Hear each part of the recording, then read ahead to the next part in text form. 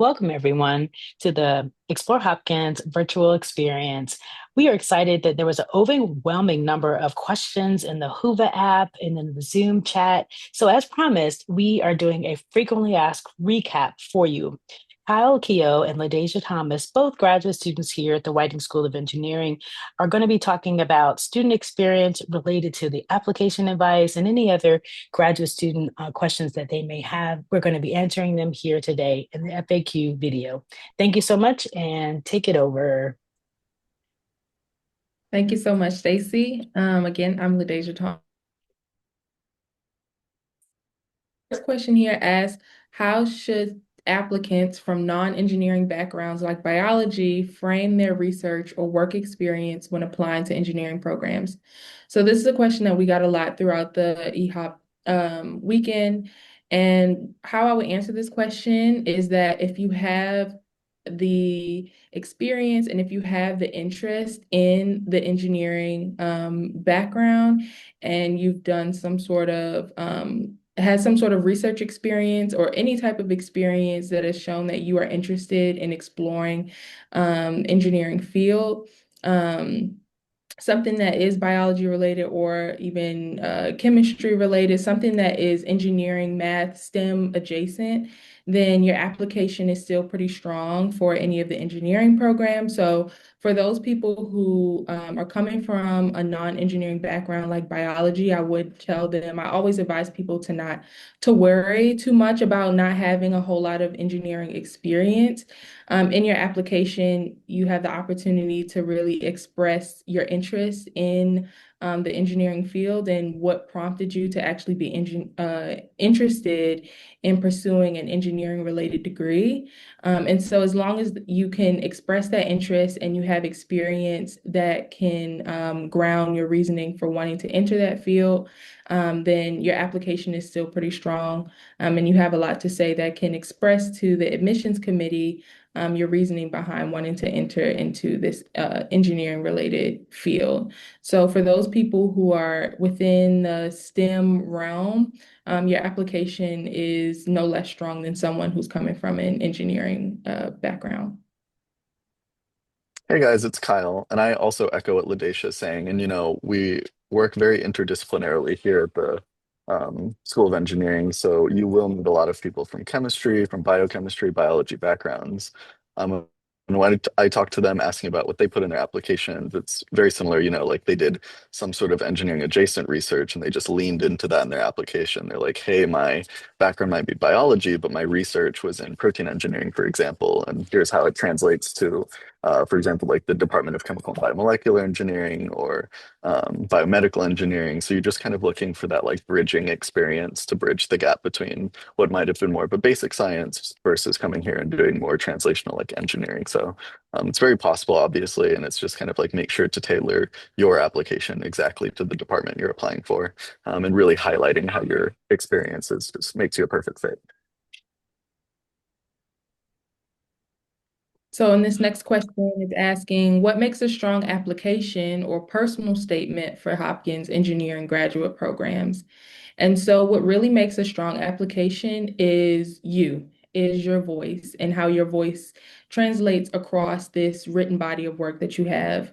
And so the strongest piece of your application will really be your personal statement because this is your opportunity to show the admissions committee what your trajectory and your journey has been up until this point and what has really prompted you to want to pursue a graduate degree. And so this is really your opportunity to go through all of your to go more in depth about your background, to go more in depth about your research related experiences or even your industry related experiences that have really shaped you and shaped your mind to wanting to pursue a graduate degree. And so your personal statement is really important because unlike your resume or your CV, it allows you to have more of a voice and explain more of what your background is and what's led you to this point. So your personal statement will really be the strongest part of your application, and your personal statement should really include all of your previous research or industry related experience and experience that is specific to your reasoning for wanting to go into a graduate program. So you want to include things in your personal statement that are related to that and really help to underline really why you want to go into that specific graduate program. Yeah, I definitely agree. And a lot of students who are going to be applying have very similar GPAs, research experience. So the statement of purpose, your personal statement is when you get to kind of appeal for who you are as a person, what makes your perspective different and unique and valuable to the school. So it's just really the time to kind of just advocate for yourself. It's the first line of advocating for yourself, even before you make it to interviews or that kind of thing. This is when you're really trying to sell yourself as like a complete package because, they want researchers, but they also want good people at the school. So it's really important to just show who you are as a person. Yeah. So for question number 3, this question asks, how important are GRE scores, your GPA, and research experience for admissions? So for the Whiting School of Engineering specifically, GRE scores are no longer a requirement. They are now optional. So you do not have to submit or even take the test and submit these scores to Johns Hopkins with your application. So you don't need to worry about the GRE scores and how it'll impact your application at all. Your GPA is pretty important. It allows the admissions committee to have an overall assessment of like your coursework and how well you've done. But it is just another piece to the overall puzzle of who you are. And the research experience is the most important out of these 3 things because it is really the evidence of why you want to pursue a graduate degree and specifically what your research interests are.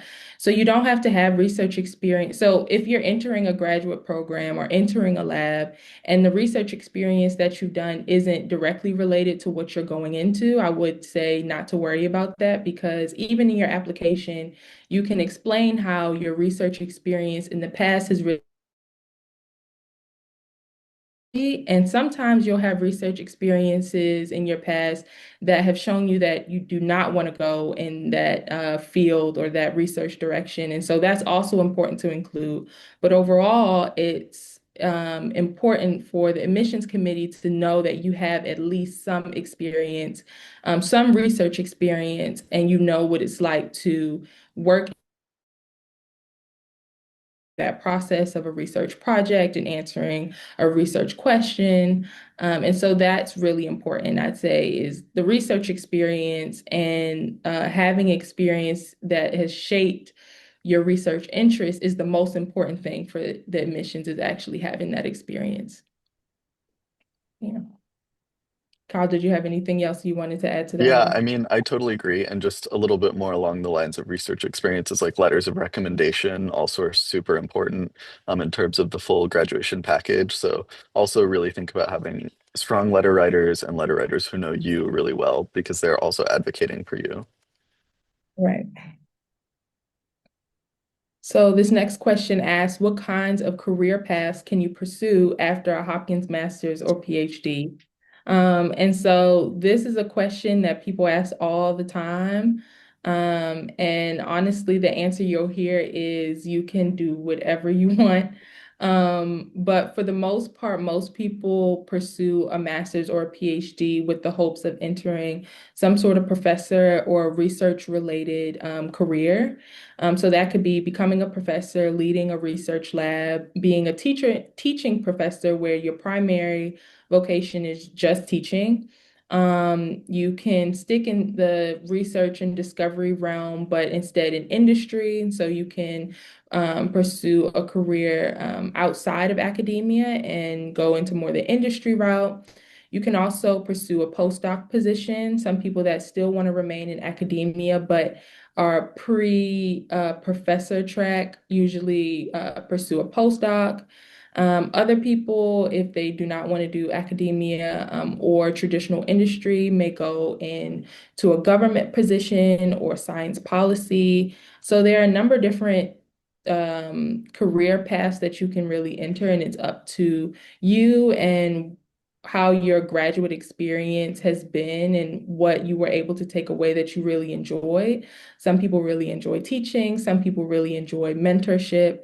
Some people want like the idea of having a lab and continuing on in academia. Some people do not want to pursue academia anymore and instead want to go the more industry route.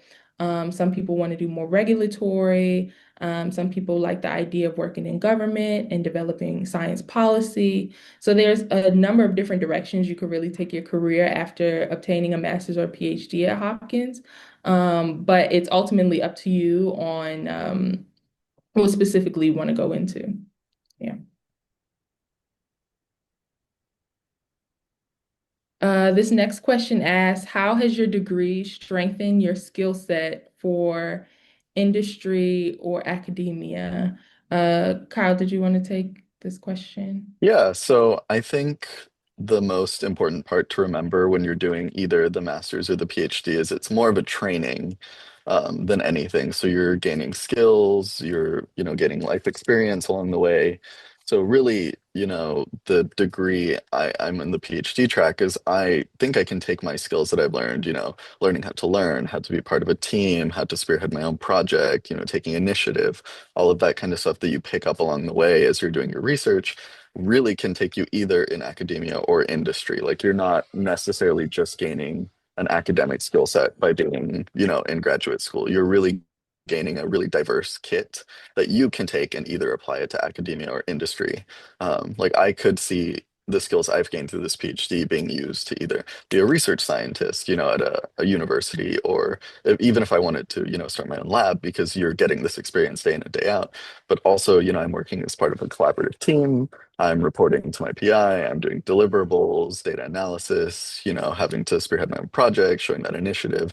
And that's also very, useful in industry. And that's something why a lot of industries hire PhD students because you're getting, PhD master students because you're getting these like graduate level skills that you can only get in this like postgraduate training world. So I really think that this, PhD or master's is such a great way to kind of increase that toolbox that you have to go into industry or academia, because all of the skills you gain are just going to help you in a positive way. Yeah, I definitely agree. And the overall experience, I think, really toughens you up in a way, and helps you develop that resiliency bone that's really important. And you're also showing to your potential, hiring manager that you are able to commit yourself long term to some sort of mission and goal, where you're working as a team, with a group of people. And so that's also a really important skill to have when going into the job market. The next question asks here, did you get to participate in internships or collaborations during your program? Kyle, I'll let you take that question over. Yeah, so I'll hop in here. So I had the opportunity to participate in an internship the summer after my fourth year. So this past summer, I was able to do a business development internship. So it was fully virtual. So I got to, keep doing work in the lab and do this internship at the same time. Luckily, I got to do this internship through one of the programs Hopkins has, which was great. So, you know, even though the PhD or the master's may seem very academic, there are plenty of opportunities, kind of like the one I took, which allows you to explore industry, to do an industry internship, even like collaborations with other labs or collaborations with industry. Like I've done some research collaborations with AstraZeneca. So there's just like a lot of opportunities to kind of get that industry experience during the PhD that you might not think is something very common, but there are plenty of programs to get internships. Like I got to do mine for 4 months. It was really great. I got a whole new skill set that I never thought, I would gain during the PhD, but now I'm like learning some business stuff. I'm learning about consultancies, that kind of thing, which is really great. Skill set along with your research and R&D and data analysis and all of that, and kind of seeing how it translates to the industry that I'm looking into, which is more of the like consulting, business development side of things, which seems like it would be very removed from research, but actually translates really well. So I think doing that internship has like really been eye-opening for me and really shows me how much this degree is getting me ready to move into, some sort of career in industry after this. And hey, I want to add to that. Wanted to mention the MSIM program. A lot of students were actually interested in that, the Masters of Engineering Management, and they actually do some participate in some internships and collaborations. They have one in particular in their first semester is called the Patient Safety Collaboration, where they actually go to the Hopkins Hospital, which is absolutely amazing, and they get to solve, financial problems, safety concerns, and other issues that could possibly be going on in the clinic that is real impact, for real time in one of the, our number one hospital. So that's one of the opportunities that's in the MSIM. And I also know of many students that are pursuing a master's that and during the summer, they oftentimes will do internships as well. And there are resources here at the institution that can help them locate internships. And I'll move to the next question. The next question asks, what resources or offices support career development and job placement? So we have a couple different offices here, or resources and offices here at Johns Hopkins that help students, both master's and PhD students, during their career development, career search phase. And so the largest one that we have here is called the Doctoral Life Design office. And so this office offers a lot of resources for students. They offer office hours for students to pop in and ask questions related to career trajectory, job placement, resume building. They offer to take a headshot for you, to do interview prep. They do a bunch of different things. I can't even think of everything. I'm sure anything related to career development, to finding a job, to finding a position, no matter what your background, your interests, are, they're there to offer you that help and support to help you look for a potential job. And another office that we have on campus is called the Teaching Academy. So it's not actually an office, but it's a program called the Teaching Academy that you can join at any point during your master's or PhD journey. And it offers you the opportunity to be trained on how to teach and how to go into education. They also offer you positions within the university and outside of the university to teach at almost any level.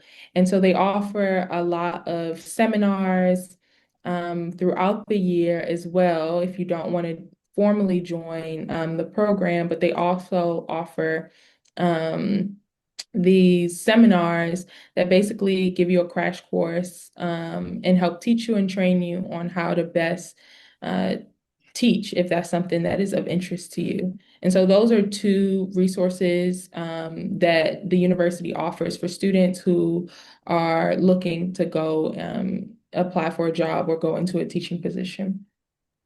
I would want to also add the resource that we have is called One Hop, and I think you both may be familiar with it. It's a mentor program where they have mentors of alumni that are at the institute that have graduated from here, and they come back and give back and become mentors.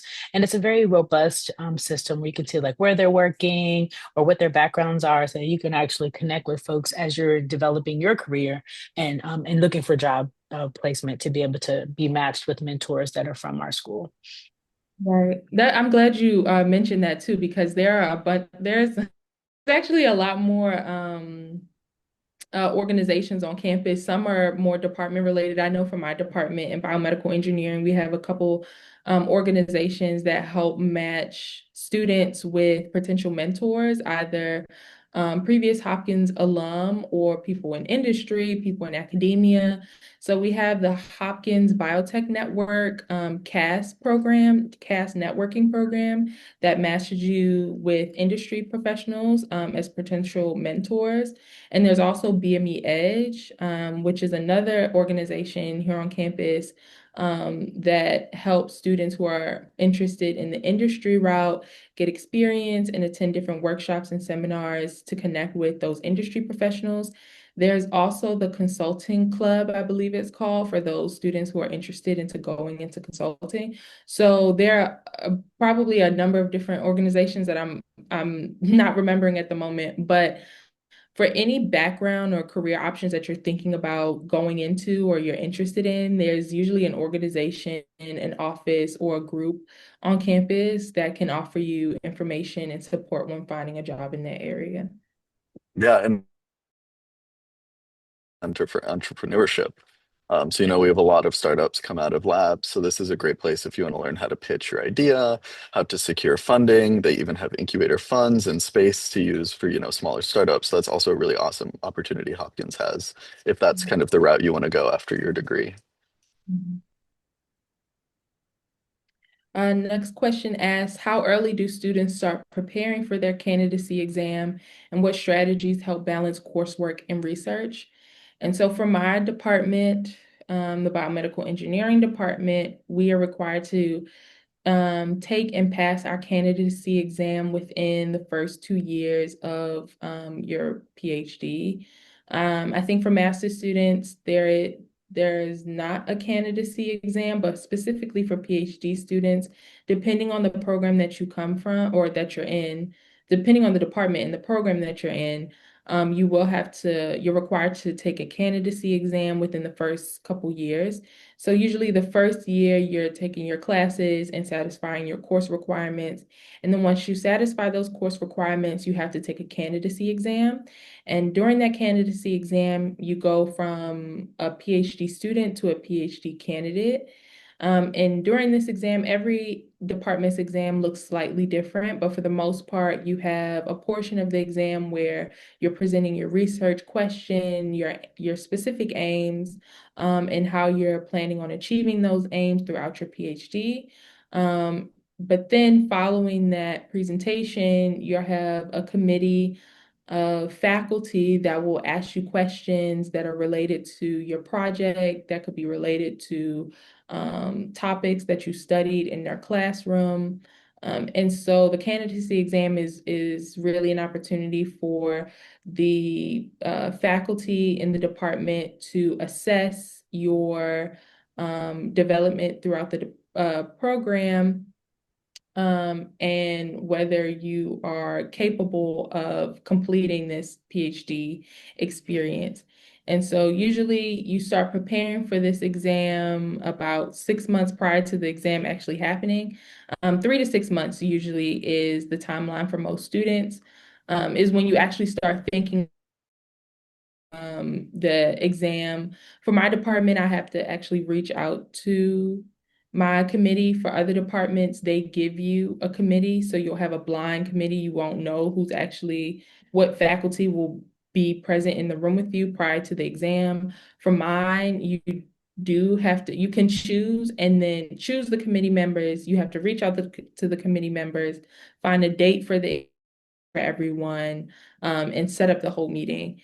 And so usually you want to start as early as possible. So about 3 to 6 months in advance, you want to start reaching out to your potential committee members, because they are usually pretty busy and it's really hard to coordinate a single date across 4 to 5 different faculty members on campus. So usually start pretty early. And then a month out, maybe 2 months out from the actual exam is when you'll prepare, you'll start studying, you'll get together your presentation. And usually during this time, you won't be in the lab as much because your primary focus is planning for and passing the exam, preparing your presentation, and then also studying all of the information that you have learned from your classes, and making sure that you can perform well on the exam overall. And so during that time, you usually aren't in any classes and research isn't the priority. So you usually spend more time studying, and that usually takes about a month and a half to study for that. So Yeah, and then just Let me go back, Stacy. Yeah. So in terms of strategies to help balance coursework and research, so each department does this a little bit differently. So some you'll come in and start doing research and coursework at the same time, whether you're doing rotations or you're directly admitted. Some departments, like MBE, for example, you come in and you don't do research your first semester, you just do classes, but then you start doing research your second semester. So it's a little bit program dependent, but I think generally the best way to balance coursework and research is just to kind of rely on your cohort. If that's an option, do study groups, work on homework by yourself, and then work on it together in a group, go to office hours, kind of manage your schedule as best you can with the other people around you so that you can, still have some sort of healthy balance between doing the research that your PI expects from you, and also doing the coursework. You can also have a conversation with your PI and be like, hey, I'm taking this class. It's going to be really difficult. It's notoriously difficult. Like, is it okay, if I'm in lab a little bit less while I take this class? That's a conversation I've had before. I know a lot of people have had that conversation before. And you just have to open that dialogue because they want you to succeed because you're in their lab. So that's definitely, they're usually pretty gracious about that. But I think that's probably the best way to do it is just to, work with your fellow students and work with your PI to just make sure that you're striking the balance you need and they understand the balance you need as well.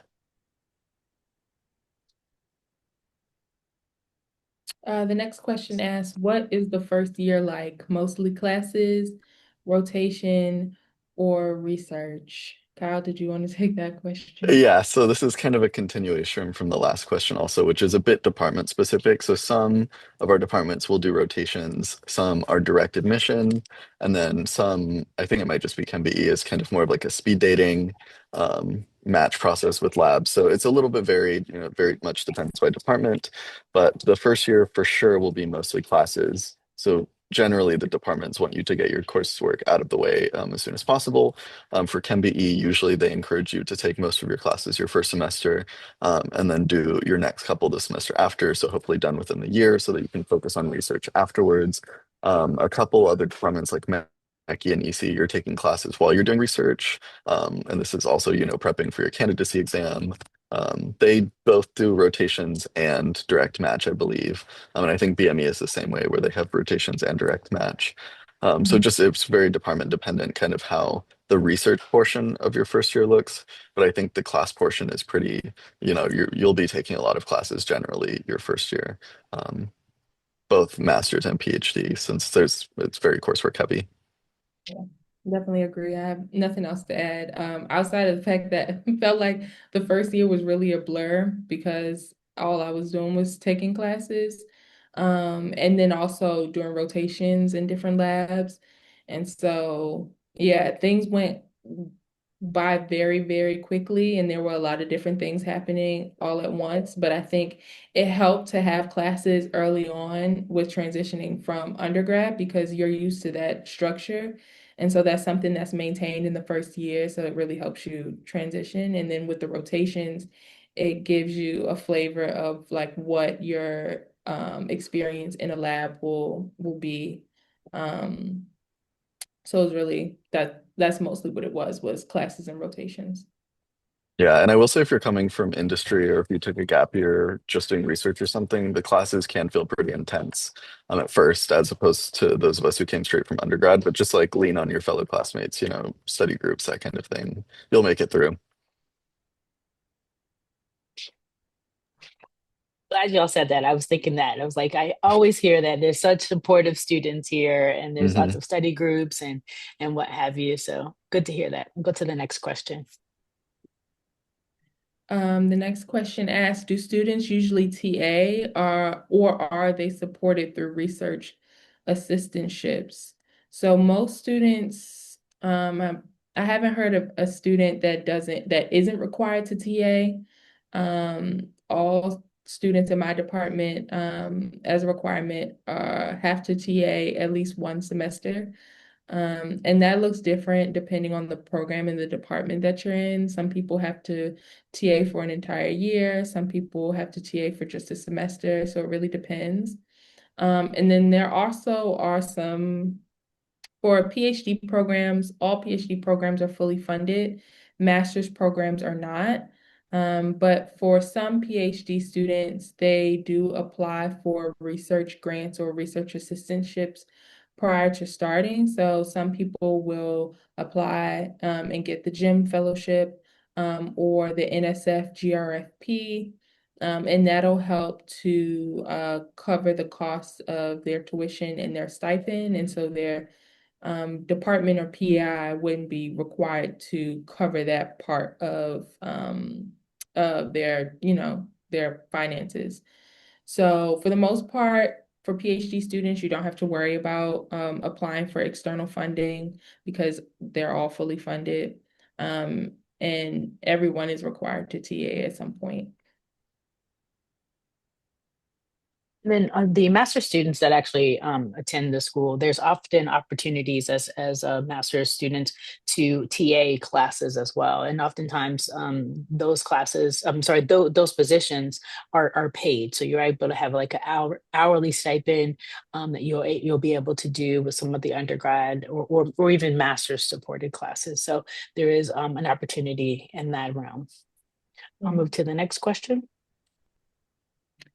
This next question asks, how do you find community and belonging at Hopkins, especially as a minority or international student?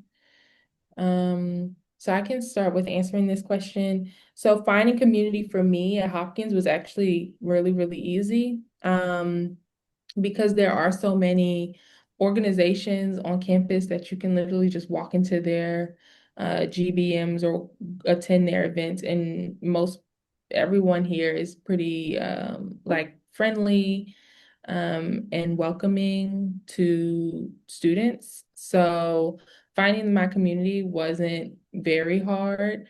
I started attending events through the Biomedical Scholars Association, so BSA. And that was an organization that brought together students from the School of Medicine, School of Public Health, School of Engineering, and the School of Nursing. And so I got the opportunity to meet students from all across the Hopkins network, which was really nice. Um, and then also when I started at the university, the Whiting School of Engineering, specifically Darlene Sapuru, who is the Dean of Outreach and Belonging here, she hosted an event. I cannot remember the event that it was called, but it was basically an event for incoming students to meet other potential incoming students. And that was a really nice way, especially during the pandemic, where everything is on Zoom and virtual to meet people, meet current students.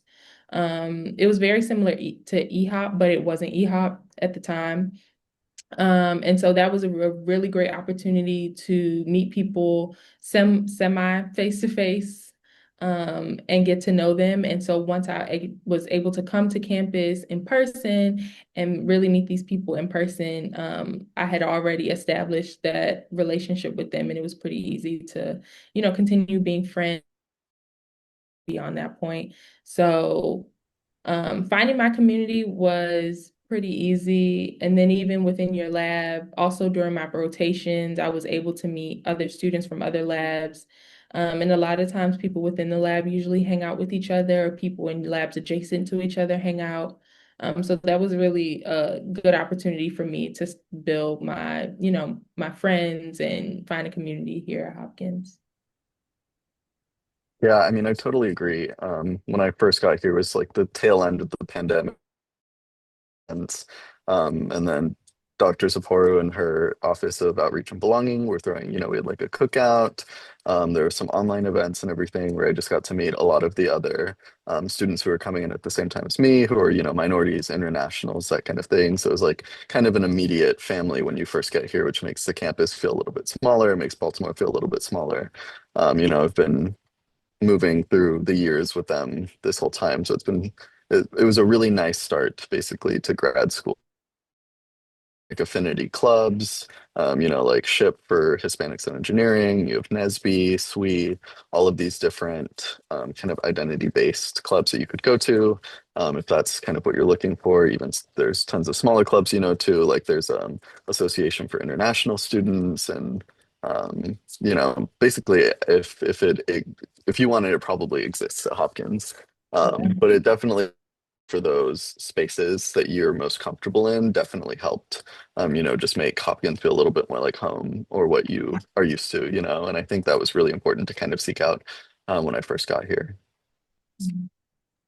Yeah, absolutely. And we would be absolutely remiss if we did not mention our Thrive Peer Mentor program that we have at the Office of Outreach and Belonging, where we match students with graduate students, well, I'm sorry, peer graduate students, so that they're able to like support one another. It's something that we've developed over the last 3 years, and it's been pretty robust to be able to support the community. And then we offer, like Kyle and LaDeja said, just events from in the Outreach and Belonging office, to be able to support, bridging people together in our engineering community.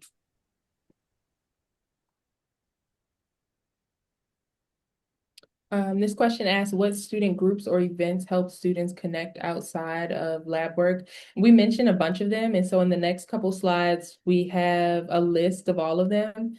Of the Black Graduate Student Association, there's the Baltimore College Town Network, Center for Educational Outreach, the Graduate Representative Organization, which is or graduate students here on campus, specifically at Homewood. You also have GSA, which is the Graduate Student Association, and that brings together students or represents students on the School of Medicine side. You also have the art program for master's students. In the next slide, we have the Mechanical Engineering Graduate Student Association, the Women of Whiting, the Engineering Student Affairs, Engineering Graduate Admissions, and there's so many more than just this list here. And so there are a lot of organizations that help bring together students from different backgrounds for different reasons. Some science and lab related, some just social, some. So whatever your interests are, there's a student group here or a group of people that share the same interests and offer you opportunity to get outside of the lab and to meet people on campus. This question asks, what are the best ways to manage stress, imposter syndrome, or burnout? And it's really to monitor how often you're working and creating a schedule. So that'll help you to prevent actually going into burnout. It's really unavoidable. Stress is unavoidable. Burnout is unavoidable. Imposter syndrome is something that impacts almost every graduate student at some point. But reaching out to the people around years and just being honest about your situation. Also reaching out to maybe a therapist could also help you. And we have resources here on campus that can support you in those ways as well. Yeah, I mean, I definitely agree. And I think just kind of checking in with yourself often, like how far have you come, just keeping track of your accomplishments as you go realize, oh, I've been so stressed out, but like, look how much I've done.